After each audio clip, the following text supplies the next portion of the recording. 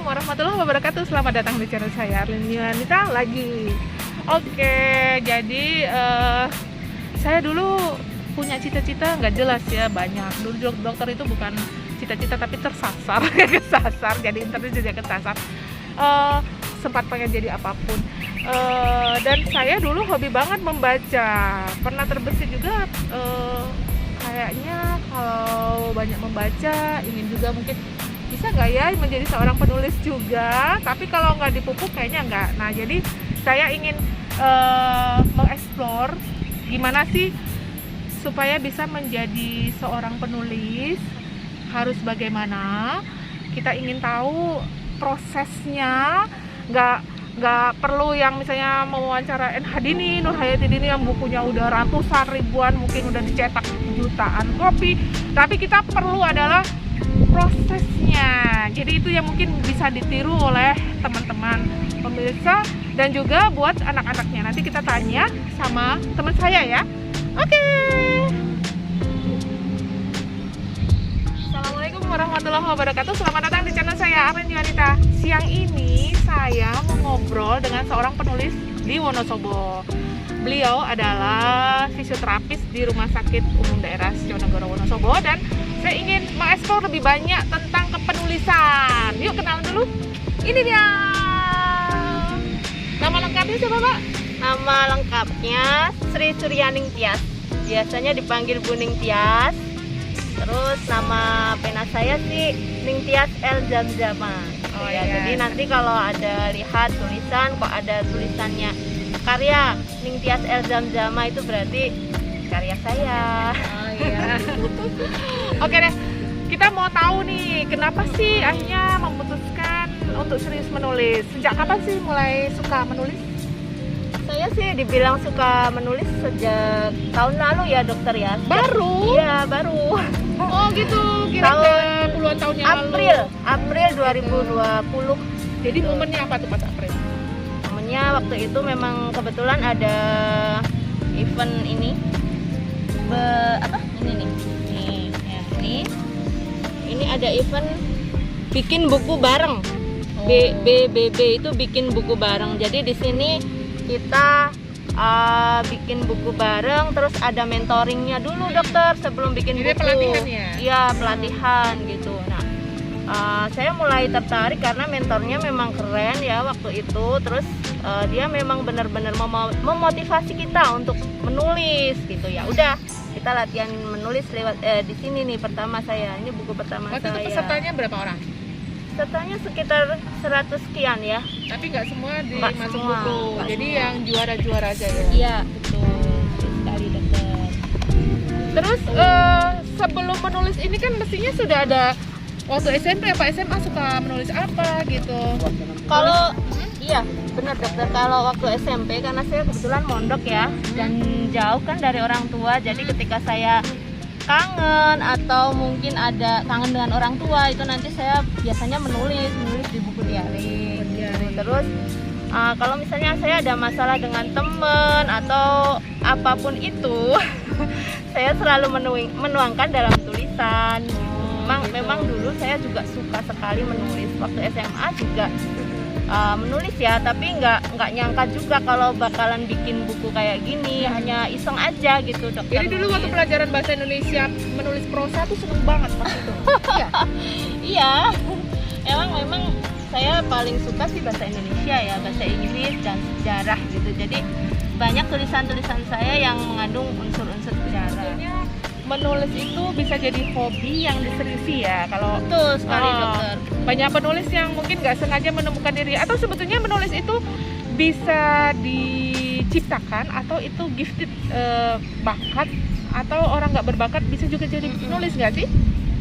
Jadi Gimana, Dok? ngomong-ngomong tentang bakat ya dokter ya, bakat itu memang bisa jadi sesuatu yang akan mendukung seseorang untuk berkarya gitu. Tapi sebenarnya sih kalau menurut saya sendiri ya, karena saya nggak tahu kalau saya punya bakat menulis, dan sampai sekarang pun sebenarnya ini lebih kepada latihan gitu. Jadi bakat bisa jadi ada, tapi dia tidak akan muncul ketika tidak dilatih gitu. Tetap aja ketika seseorang yang misalnya ingin menjadi penulis dan mungkin dia tidak merasa berbakat, tapi dia serius latihan Bisa atau juga jadi iya penulis ya. bisa sekali. Jadi apapun itu ya tetap aja Allah bisa karena biasa gitu dokter. Jadi kuncinya latihan. Kuncinya latihan dan memang serius. Kalau yang pertama kali kita mau apa terjun kepada suatu hal ya, satu aktivitas baru. Dalam hal ini mungkin karena ini saya kan juga termasuk baru dalam bidang kepenulisan sebagai di luar rutinitas saya sebagai seorang fisioterapis. Itu kan yang pertama saya lakukan sebenarnya adalah meluruskan niat dulu dokter, karena niat itu nanti yang akan membuat kita punya nafas panjang gitu. Yeah. Jadi jangan cuma musiman aja gitu dokter. Gitu. Betul. Jadi itu betul-betul ketika saya kayaknya asik nih di menulis, tapi apakah keasikan ini akan berlangsung lama gitu. Jadi konsistensi ya. Konsistensi dan saya selalu mencatat practicing, latihan practice makes perfect. Kemudian konsistensi. Jadi harus terus rajin mengerjakan, diulang-ulang ya. Betul. Saya selalu menuliskan niat saya itu di suatu catatan. Saya punya buku namanya buku mimpi gitu ya. Buku mimpi. Jadi di situ saya selalu tuliskan niat saya dan apa sih yang saya harus lakukan gitu. Ketika saya ngelokro, saya baca itu, saya buka lagi. Ini loh dulu niat kamu ketika terjun di bidang kepenulisan tuh ini gitu. Nah, itu yang akan membuat saya itu punya nafas panjang ketika kadang malas gitu kan ya, ketika kadang kayak sepertinya nggak ada waktu gitu dokter. Nah, niat ini yang penting gitu dan komitmen betul tadi dokter. Harus Oke. komitmen. Konsisten. Kalau tahu punya bakat dari dulu harusnya masuk fakultas sastra ya. Enggak ya, tapi nih beliau ini kuliahnya di Akademi Fisioterapi. Betul. Saya di Akademi Fisioterapi Poltekkes Surakarta ya dokter. Waktu itu belum sadar kalau ternyata punya bakat menulis ya, belum ya? Belum. Jadi fisioterapis yang penulis, ada juga yang dokter yang penulis, Tuh. ada mungkin perawat yang penulis gitu ya. Jadi bisa sampingan. Oke, terus kalau misalnya gini nih, gimana sih caranya tahu misalnya untuk ibu-ibu yang punya anak-anak, ini anak saya ini kayaknya bakat deh, bisa nggak itu ditemukan, diarahkan, harus seperti apa itu mungkin sarannya dari Mbak Ning? Kalau untuk ke anak ya dokter ya. Kalau untuk ke anak saya sendiri punya pengalaman pribadi nih. Jadi saya punya 3 orang anak gitu ya. Saya juga ingin karena saya suka menulis, saya juga ingin anak saya punya interest di kepenulisan gitu kan ya dokter. Jadi untuk anak pertama saya coba tanyain nih, kamu suka nulis nggak ya? Dia bilang suka, tapi setelah saya tawarin, yuk ikut apa latihan penulisan nih, ada nih latihan kepenulisan, ternyata dia nggak interest gitu dokter. Beda dengan anak saya yang kedua, dia saya perlakukan yang sama dengan kakaknya dan dia senang dan mau ketika saya masukkan ke kelas menulis dia benar-benar antusias gitu ya. Nah kalau kakaknya ini selalu saya kasih informasi ada kepenulisan nih kak, tapi dia nggak dokter, nggak interest. Terus malah ke depan gitu ketika saya ingin menulis, atau adik saya juga kebetulan penulis ya dokter, malah anak saya itu menawarkan untuk membuatkan covernya gitu, covernya. Nah di situ ketahuan ternyata bakat anak saya itu justru menggambar gitu yang pertama. Ketahuan ya. Ketahuan, jadi memang kita harus harus dieksplorasi. Betul, jalin komunikasi dengan anak, kita eksplor, kita fasilitasi gitu. Karena anak saya kebetulan kan di pondok ya, di sana jadinya dia masuk ke fotografi dan juga apa ini yang buat manga ya dokter ya, manga ya yang komik-komik itu. Iya, masuknya di situ ada apa? Ekstrakurikuler gitu. Jadi milih ekstrakurikuler yang sesuai dengan minatnya gitu. Yang ini sudah ada berapa buku yang ikut berkontribusi Mbak Ning? Kalau sejak April sampai saat ini sih saya sekitar 20 buku ya. Yang 20 buku. Kebetulan masih buku antologi semua nih. Antologi itu artinya apa sih? Antologi itu artinya kita bikin buku bareng. Oh, BBB. Bikin buku bareng. Atau enggak juga sih, ada juga antologi yang memang isinya satu buku itu karyanya sendiri, tapi tema beda-beda gitu. Temanya Oh, beda-beda. Misalnya antologi puisinya saya semua, tapi isinya macam-macam puisi, Oh, iya, macam tema. macam-macam tema. Itu namanya Pulan. Sama gak sih menulis puisi dengan menulis prosa gitu, cerpen kah atau cerita apa namanya, Anak, gitu ya. novel kah, sama? Kalau saya kebetulan menulis yang belum pernah saya tulis adalah novel, tapi ini OTW menulis. Terus beda sih dokter, Beda ya? ada kekhususan sendiri ya. Kalau cerpen itu kan tidak boleh lebih dari 10.000 kata gitu. Oh, Gitu gitu ada. batasannya. Kalau ada juga fiksi mini itu tidak boleh lebih dari 200 kata, tapi dia harus sudah ada pembukaan, intinya, dan juga akhirnya gitu. Ini cukup menantang ketika saya bikin fiksi mini dokter, karena gimana ya, 200 kata, bayangin. Biasanya Dan harus saya finish di satu topik ya. harus satu tema itu harus selesai gitu, dari pembukaan, isinya, dan endingnya itu harus selesai dalam 200 kata. Biasanya kalau Bayangin aja misalnya dokter. ikut itu ya, sudah ada ide nih nulis, sampai menjadi finishing itu butuh waktu berapa lama tuh? Misalnya, oh ini edit bahasanya kurang bagus atau ejaannya kurang sempurna, itu sampai editing. Sampai Biasanya kalau ada event saya lihat dulu deadline-nya cukup nggak ya, ini tinggal 3 hari. Kalau saya 3 hari ada ide, saya nulis aja, jadi ngalir aja sih menurut saya dokter. Ada juga yang kadang lama ya, kayak ini Mimpi Yang Terlewat itu saya perenungannya itu bisa sampai 1 bulan, karena memang lama waktu itu deadline-nya. Kebetulan saya lihat pengumuman lomba menulis puisi, deadline-nya masih lama, jadi saya nulisnya perenungan selama 1 bulan, terus nulisnya sih sebentar sih dokter, karena udah perenungan tapi melewati masa perenungan yang lama. Itu masing-masing penulis punya gaya menulis yang berbeda-beda sih. Ada yang suka menulis nanti menulis dulu nanti baru dia merenung-renung gitu. Ada pokok juga pikirannya ditulis dulu. ada juga yang seperti itu. Kalau saya tipenya orang yang suka merenung dulu, Paling paling ditumpahin. nanti kita tumpahin. Terus kalau ini ya, ini dulu, ini saya nulisnya bukan H-1 lagi, jadi deadline-nya nanti jam 12 malam, saya nulisnya maghrib. Oh gitu. Tapi eksekusinya maghrib, tapi perenungannya bisa sampai 1 bulan nih dokter. Dan ini alhamdulillah saya dapat juara pertama, karena memang bagus rasanya itu. Perenungan selama 1 bulan itu saya tuangin di sini semua habis-habisan gitu, jadi kerasa banget. Nah, ini prestasi yang udah dalam 2 tahun terakhir ini apa? Ini kalau saya ini ya, jadi juara pertama menulis pas event menulis puisi bareng Melona itu penerbit di Makassar waktu itu. Kemudian ini cukup menantang juga. Nah, ini saya dapat juara favorit waktu itu, Uranus, serial anak ya, yang mengadakan event itu komunitas durasi di Salatiga. Jadi ini saya menulis judulnya nih, Paman Wanyi Kembali Menyanyi. Ini wanyi itu adalah pohon ya dokter, pohon mangga gitu ya, dari Borneo gitu ya. Dan ini saya butuh survei.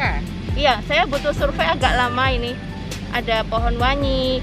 Di sini saya punya pesan moral ya dokter, untuk selalu gimana anak-anak itu mencintai lingkungan dan juga tahu kalau di Indonesia itu ada pohon wanyi gitu. Itu nama Ada pohon?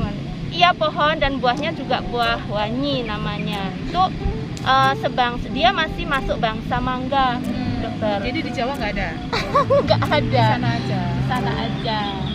Nih, ada lagi mana ini? Kalau ini saya butuh waktu lama nih. Ini saya survei. Sedalam Cinta Retna Kencana ini ditulis oleh Pejaya ya, penulis Jawa Tengah dan DIY gitu. Nah, penulis Jawa Tengah dan DIY. Di sini saya juga lumayan pengalaman untuk menuangkan dalam sebuah cerita itu saya harus mencari narasumbernya itu benar-benar tokoh ya yang memang zaman dulu itu beliau menjadi saksi gitu. Ini saya di sini menulis tentang seluk-beluk desa saya, Dokter Stieng gitu. Dan legenda ya, namanya legenda. Jadi dicampurkan antara kalau orang bilang tuh kisah Israeliat ya, diturunkan. Betul. Itu kemudian ditambah seperti bumbu kerajaan. Betul. Belum Kalau tentu legenda, belum tentu betul, jadi ada fiksinya ya. legenda itu kan asal muasal suatu daerah atau suatu ya. Tapi belum tentu valid sih karena faktanya itu sejarah gitu ya. Dan ini merupakan kekayaan lokal yang perlu kita lestarikan gitu ya. Jadi jangan sampai anak-anak Stieng kok nggak tahu sejarahnya, meskipun di sini ada unsur-unsur tahayul dan sebagainya. Memang legenda seperti itu. Gitu ya. Iya, memang legenda seperti itu komponennya. Kalau ada beneran komponen namanya bisa tahayul. sejarah ya, Iya, bukan fiksi ya. bukan legenda legenda lagi. Bukan legenda lagi. Kalau benar misalnya sejarah ya Jadi dokter cirinya ya. legenda tuh pada suatu waktu. Once upon a time gitu ya. Betul, kayak gitu. Oke, ini apa aja nih waktu ini? Ini buku apa? Ini juara apa? Nih. Yang paling berkesan sih ini sih ya dokter, yang 3 tadi. Yang lain sih menulis even menulis bersama aja, biasa aja sih menurut Sekarang saya. gimana nih? Media sosial kan sekarang udah maju banget ya. Orang bisa eksis di Instagram, di Facebook, di WA grup mungkin, atau yang lain juga. Dan orang bisa punya channel sendiri seperti aku. Aku nggak bakat nulis, tapi aku bakat ngoceh. Maka jadilah dia vlog. Kalau bakat nulis jadi blog. Betul. Ya gitu ya. Oke. Nah, Jadi blog. terus kalau menulis ya, beberapa temen tuh ada yang ternyata saya lihat dia kalau menulis bagus loh. Kalau mereka ingin membukukan tulisan ya, kan ada di Facebook ya. Mbak Ning saya berteman, itu kalau nulis di Facebook itu asik gitu. Ada teman yang ini dia bisa hari pertama dia menulis, contohnya Mbak Ipung ya. Iya. Mbak Ipung itu punya bakat kayaknya, dia tinggal diasah. Seandainya sudah seperti itu, sarannya mau gimana tuh sampai misalnya ternyata dia layak untuk diterbitkan, terus harus channelnya kemana gitu? Oh iya, berbicara masalah penerbitan sih sebenarnya banyak sekali channel ya dokter ya. Ada penerbit indie. Kalau penerbit indie itu ada penerbit indie, penerbit mayor gitu, atau bisa punya penerbit sendiri gitu. Jadi kalau penerbit indie itu biasanya lebih ini sih, lebih mudah kita untuk memasukkannya. Artinya meskipun tidak semua penerbit indie seperti itu, tapi biasanya proses editing dan sebagainya itu ya lebih ringan lah daripada penerbit Fleksibel mayor. ya. Lebih Karena kan fleksibel sendiri ya. Iya, karena sendiri gitu. Terus Kayak musik indie lah ya, musik indie itu kan suka-suka gue gitu ya. iya editornya dan sebagainya. Kalau saran saya sih bagi yang mungkin ingin menerbitkan, paling enak sih bergabung dulu sih di komunitas penulis. Jadi di sana bisa difasilitasi oleh komunitas. Kalaupun enggak, bisa sendiri. Caranya tinggal masukkan aja ke penerbit. Monggo, misalnya kita layaknya di mana nih, kayaknya kok ini bagus. Dicoba dulu aja dimasukkan ke penerbit. Monggo mau mayor, kalau mayor jelas itu saingannya berat ya, kayak misalnya Gramedia, Seleksinya ketat ya. lebih ketat, dan perlu juga dilihat nih. Kalau saya tulisan ini cerpen atau mau cerita anak atau mungkin novel dan sebagainya, ini perlu kita melihat karakter dari penerbit itu sendiri. Dia biasanya suka menerbitkan yang seperti apa, dan mungkin sebaiknya sebelum menerbitkan itu kita baca buku terbitannya dulu deh. Kayaknya kita seirama nggak sih dengan yang mereka mau gitu. Karena penerbit kan juga punya visi dan misi sendiri ya. mereka punya Dia visi ingin dan misi menerbitkan sendiri. apa sih, misalnya buku pertanian, misalnya ketemu Saya bus, kamu bus. bikin cerpen, ya nggak laku Iya ya. betul, harus benar-benar detail gitu ketika memilih atau memasukkan naskah. Bisa jadi naskah kita nggak cocok di sana, mungkin ditolak ya di sana, tapi dia mungkin jodohnya di tempat lain karena sesuai dengan visi misi penerbit itu sendiri. Jadi kalau misalnya punya temen yang berbakat menulis, sarannya kamu nulis aja terus, saatnya dilatih, Betul. dilatih. Yang Terus penting latih. supaya menjadi penulis itu berarti harus banyak membaca juga ya. Betul, jadi ibarat teko ya, kalau nggak membaca, ibarat teko kalau nggak ada isinya kan nggak bisa dituangin. Begitulah korelasi menulis dan membaca gitu. Kita mau menulis apa ketika kita nggak pernah membaca gitu. Nanti apapun yang kita tulis sebenarnya adalah hasil dari ketika kita banyak membaca. Ya, jadi literasi itu penting. Literasi itu Nah, penting. memang waktu aku kecil aku lebih banget tuh baca. Betul. Cuman waktu zaman dulu kan harga buku mahal, jadi nggak kayak sekarang tuh. Jadi, tapi anak sekarang justru sukanya mencet. Betul dokter. Ya itu jauh tantangan Nggak- tersendiri nggak ya. ini ya nggak, karena enak mungkin ya beberapa sih, cuma kalau dihitung-hitung secara ini mungkin tetap aja sama ya dokter, karena ketika mencet kan sekali mencet kita butuh data memakan data gitu, walaupun nggak Tapi terasa gitu maksudnya ya. yang dipencet anak-anak itu kan permainan, Oh bukan begitu, bacaan bukan buku. membaca. Kirain baca e-book. Bukan ibu. Bukan ya. Gimana caranya supaya anak-anak suka membaca? Mungkin ada tipsnya? Ada tipsnya, itu gampang sih, biar anak-anak suka membaca kita harus suka membaca dulu gitu. Jadi kasih contoh ya. Kasih contoh dulu itu, karena anak kan memang sukanya meniru, meneladani. Kalau pengen anak-anak kita bisa gemar membaca, kita harus gemar membaca. Atau kalau saya itu biasanya sebelum tidur itu jadi ritual nih dokter, jadi ritual harus membacakan cerita ke anak gitu. Itu anaknya berapa tahun tuh yang dibacain? Anaknya yang dibacain itu kelas 4 sama kelas 2. Dan kalau mereka itu belum ada ritual ini, saya belum membacakan cerita, Belum mereka tidur? tuh masih menunggu. Masih Jadi harus menunggu. cari, itu dari cerita sendiri apa dari buku? Mereka alhamdulillah dokter belum suka baca cerita saya. Jadi maunya didengerin. Jadi kamu pengennya baca buku apa gitu, dan kita punya rujukan sih biasanya room to read itu bagus banget Apa itu? dokter. Room to read, jadi kita ada sih di di HP dokter. Jadi itu kita isinya baca buku-buku.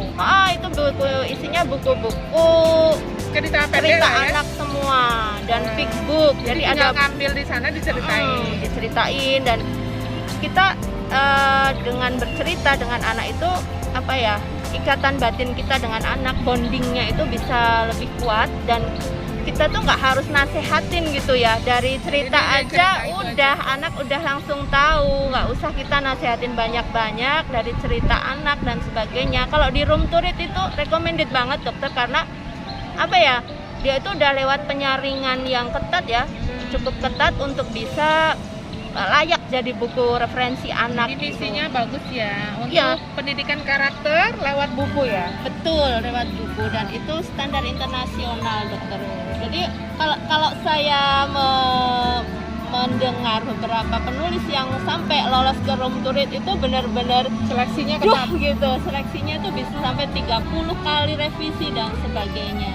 Jadi memang buku-buku yang dihasilkan di sana, yang dipajang di sana itu Itu udah aplikasi gini, room gitu. to read namanya. Di Chrome aja, di Apa? Google aja room to read gitu. RUMTURID biasa. Room to read, ruang untuk baca gitu kalau kayak. Oh, itu bahasa Inggris. Iya. Room to read. Jadi aku Jadi- pikir RUMT. Sorry guys. Jadi banyak itu buku. bahasa Indonesia apa bahasa Inggris? Terserah kita mau baca Oh, bisa Arab dicari? kayak, bisa dicari. Kamu Oh, mau gitu. pakai buku mana gitu, bisa dicari. Oh, ada pilihannya. Itu internasional dokter, jadi semua bisa masuk. Oke. Sekarang Mbak nih apa yang cita-cita yang belum tercapai? Karena ini kan semua buku bukan sendiri ya. Jadi ini gabungan, mungkin ada 30 penulis. Cita-citanya apa yang belum tercapai? Cita-citanya yang belum tercapai untuk ranah kepenulisan Yes. ini ya dokter, saya pengen banget punya buku yang gimana Fully ya? kamu nulis. Nah, Iya, yang saya nulis sendiri, karya saya sendiri, dan itu mudah-mudahan itu bisa jadi buku yang bermanfaat gitu loh dokter. Meskipun ya gini, caranya kita nabung ya, kayak dokter ini kan juga sedang menabung juga ya sebenarnya, bukan menabung secara finansial ya. Memang ini menabung secara jariah gitu.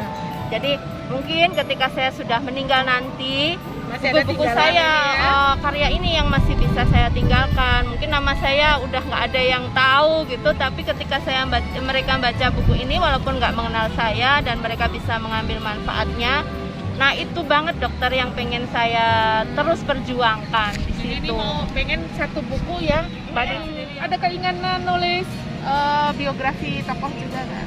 Ya karena saya suka sejarah sih dokter. Jadi ada beberapa sejarah yang mungkin belum terungkap itu saya pengen juga sih, tapi kayaknya butuh banget referensi yang banyak karena kan untuk menuliskan sejarah kita nggak main-main ya dokter. Kalau saya memang dari dulu suka sejarah, jadi kayak Wali Songo itu aja kan kita banyak banget yang anak-anak kita tuh belum ngeh gitu kalau penyebaran Islam itu di sini tuh berkat jasa Wali Songo. Nah itu saya pengen mengemasnya dalam bentuk cerita yang menarik gitu, sejarah, gampang diingat. tapi fiksi gitu loh. Oh ya, difiksikan. Difiksikan. Jadi banyak banget. Kita kadang sejarah itu kan, aduh kita udah mumet duluan nih liatnya, bacanya, Itu bukunya sejarah kaku ya. tebel-tebel. Aku tuh suka sejarah juga loh. Jadi kalau ada sejarah perang dunia, sejarah apa tuh aku suka baca. Betul. Itu agak aneh juga mungkin ya, orang kekinian suka yang zaman dulu. Iya, sejarah Nusantara itu banyak sekali dokter, itu sangat kaya sebenarnya kalau mau kita gali, kita explore itu sejarah Nusantara ya, kayak Multatuli misalnya itu, Douwes Dekker. Douwes Dekker, terus juga Pangeran Diponegoro dulu.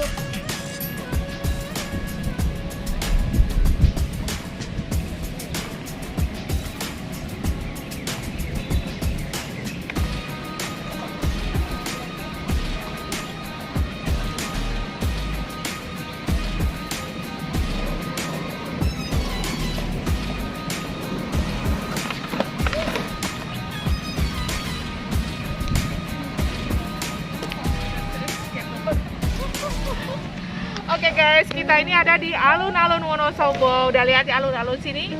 Asri, keren. Asri, aman, bagus, sehat, rapi, indah. Salah satu the best alun-alun di Jawa Tengah ya. Weh, ya, Oh ya? Iya. Paling nggak oleh aku. Nggak benar. tetap the best ya dokter Di ya. tempat lain juga nggak seindah dan sebagus sini ya. Kayaknya pernah baca di salah satu alun-alun terbaik. Nah, kita udah di penutupan ya. Jadi yang ingin saya explore udah dapet yang disampaikan. Terus kita mau ke kesimpulan. Ini minta tolong dong kasih tips and trick gimana supaya juga bisa menjadi penulis. Kita trik jadi penulis ya. Sebenarnya kalau versi saya sih yang penting lurusin niat aja dulu. Jadi penulis nggak usah muluk-muluk lah pengen dapat ini. Tapi kalau memang itu bisa menjadi penyemangat, boleh aja sih tulis aja gitu kalau menurut saya. Mulailah dengan kerjakan sekarang gitu. Jangan nunggu entar. Kalau nunggu entar bener-bener entar gitu nggak jadi nulis. Dan yang paling penting ya kita bermedsos ya, karena sekarang memang harus bermedsos. Kalau enggak kita jadi ketinggalan zaman. Ntar tulisannya udah zaman 2000 milenial ya, udah milenial tulisannya masih ini banget gitu, ketinggalan zaman. Jadi malah yang mau kita sampaikan nggak nyampe ke generasi milenial. Terus yang paling penting juga kita nggak akan bisa berdiri sendiri. Kita perlu banget membangun komunitas. Di sana kita bisa lebih kuat, bisa lebih solid dan bisa saling berbagi. Nah itu sih komunitasnya apa? Gimana cara joinnya? Kalau saya sih biasa, ini lagi nggak punya komunitas ya dokter, karena dulu komunitas saya komunitas durasi, kebetulan yang punya ini sedang ada kepentingan sendiri ya, sehingga Jadi ini komunitasnya bubar. ketemunya dalam bentuk apa nih? Facebook Yang- atau grup WA atau Dulu Facebook. jadi ngobrol di sana. Ngobrol di sana. Ada juga yang sama Mas Christian itu dulu, tapi sekarang udah enggak. Kalau sekarang tuh ada nggak sih pelatihan online? Boleh, banyak banget, Banyak ya? banyak sekali. Coba lihat aja di IG, ketik aja pelatihan menulis gitu. Ntar kan banyak banget, tinggal pilih aja yang sesuai dengan sesuai dengan keinginannya. Terus jangan lupa juga kita harus punya mentor nih. Jadi dari komunitas itu biasanya akan ada mentor, karena kita di sini tetap proses belajar ya. Kita Nanti nggak dikoreksi ya. dikoreksi, kemudian dari mentor itu sendiri kita kita juga Masukan. kasih masukan. Kalau saya sering belajar di Uni Dian Onassis, dia adalah penulis buku anak, dan juga Ari Nilandari, mungkin tahu dokter. Dia itu penulis buku remaja gitu ya. Itu Ketahuan mentor aku nggak suka saya. buku remaja. Ya, Bunda Ari Nilandari itu saya suka banget, ikut kelasnya. Banyak kok, kalau mau sih di IG, di Facebook juga banyak. Jadi sementara ini Mbak Ning udah berapa buku nih ikut join? Kita 20-an. 20. Akan Iya. ada yang terbit lagi? Untuk saat ini masih proses sih, belum dapat OTW ya. OTW. Kalau penghargaan tadi ada berapa penghargaan? Ada 3 penghargaan. Iya, 3 penghargaan. Semoga nanti kedepannya makin maju Amin. dan cita-citanya tadi ingin membuat bagian dari sejarah atau biografi seorang tokoh, misalnya tokoh agama atau tokoh daerah, supaya bisa diangkat ya. Kemudian tadi yang kunci yang keempat ya, konsistensi ya. Konsistensi. Jadi harus selalu Kompak kompak menulis, bukan baisi ya. Kayak gini, diulang lagi yang tadi tips supaya anak suka menulis atau membaca. Anak suka menulis atau membaca itu harus ibu atau ayahnya itu harus meneladani dulu, harus ada teladan dulu, kemudian kita bikin kegiatan menulis dan membaca itu sebagai kegiatan yang asik gitu. Anak kan suka mengulang sesuatu yang asik bagi mereka. Disesuaikan dengan anaknya, karakter anaknya seperti apa, ayah dan bunda harus benar-benar tahu gitu, karena anak satu dan lainnya itu akan berbeda, maka mungkin pendekatannya itu harus spesifik gitu. Ayah dan bundanya yang paling tahu. Yang penting adalah yang pertama jalin bonding dulu dengan anak, dan harus ada teladan kalau pengen anaknya bisa nulis atau membaca. Jadi jangan pengen anaknya jadi penulis, bapaknya main HP melo ya. Nonton Betul. TV terus akhirnya yang diulang-ulang itu, yang dilihat itu, jadi itu seperti ini. Oh, ayahku seperti itu, ibuku seperti itu. Aku niru dong ya. Jadi harus memberi contoh ya. Ya, memberi contoh. Atau jangan juga seperti ini, misalnya ketika saya menjadi penulis nih, lagi konsen banget di menulis, tapi anak sampai merasakan di nomor 2 kan, itu juga jangan sampai seperti itu. Jadi aduh, aku nggak mau jadi penulis, ibuku kalau jadi penulis itu jadi jadinya menomor 2 trauma ya? Iya, justru trauma Siklusnya trauma. dengan aktivitas saya menulis ataupun membaca. Misalnya ibuku kok kalau membaca lama banget sampai nggak Sampai mau aku diajak nggak main ditemenin gitu, gitu ya? misalnya sampai aku kelaparan misalnya gitu. Nah, itu jangan sampai seperti Ada yang kayak gitu ya. ada. Apalagi Jadi- segera main HP ya. Ya, betul. Jadi kalau saya biasanya saya izin dokter, gimana, masih pengen ditemenin apa nih gitu. Jadi kenapa sih Bu? Biasanya mereka nanya seperti itu. Ibu mau baca dulu, kayaknya sekitar 1 jam nih. Nanti dari jam ini sampai jam ini bisa kah? Oh ya. Kemudian Gitu lah. Mbak Ning tuh punya jadwal membeli buku nggak? Saya punya Selalu membeli buku baru. selalu membeli buku baru. Itu bukunya buku fiksi. Fiksi, non fiksi. Gitu. Ada. Terus juga ngajak anak-anak. Ini kamu bulan ini jatah. Terserah kamu mau ngambil buku apa gitu. Kalau anak-anak selalu memilih dokter. Mau memilih buku apa? Karena kebetulan saya banyak sekali rekanan yang toko buku gitu ya. Jadi anak-anak tinggal milih aja. Budgetnya sekian, kamu mau milih apa? Itu selalu saya. Jadi di rumah motivasi. jelas punya Perpustakaan. perpustakaan pribadi. Oke. Jadi itu kuncinya ya guys ya. Jadi ada yang Betul. pengen anaknya jadi penulis harus kasih contoh. Dan untuk menulis harus banyak membaca. Jadi literasinya harus bagus. Jangan membaca yang di WA ya, karena itu bisa di hoax ya. Iya. Sumbernya belum tentu benar dan valid. Dan nggak sistematis juga seperti ketika kita membaca buku.